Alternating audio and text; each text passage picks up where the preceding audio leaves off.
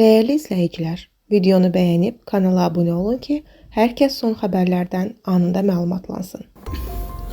Qaçmazlı evin həyətindən meyit tapılıb. Xəbər verilir ki, hadisə Əhməd Dobba kəndində qeydə alınıb. Kənd sakini yaşadığı evin həyətindəki ağacı ərazidə ölü halda tapılıb. Onun meyitini ailə üzvləri səhər saatlarında xurma ağacının altında aşkar ediblər. Mərhumun hansı səbəbdə öldüyü isə bilinmir. Faktla bağlı araşdırma aparılır. Əlavə məlumat veriləcək.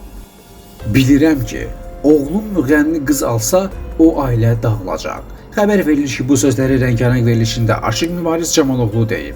O, gəlininin müğənni olmasını istəmədiyini bildirib. Oğluma qətiyyən müğənni qız almaram. Çünki bilirəm ki, o ailə dağılacaq. Qız gedib toyda oxuyacaq, oğlum da qısqanacaq. Başdan bilirəmsə, bu ailə dağılacaq. Niyə icazə verim? Oğlum heç vaxt mənim sözümdən çıxmaz. Mən buna imkan vermərəm. O da mənim tərbiyəmi alıbsa, bilir ki, mən deyən olacaq. Onun bu fikirləri studiyada qonaq olan həmkarların narazılığına səbəb olub.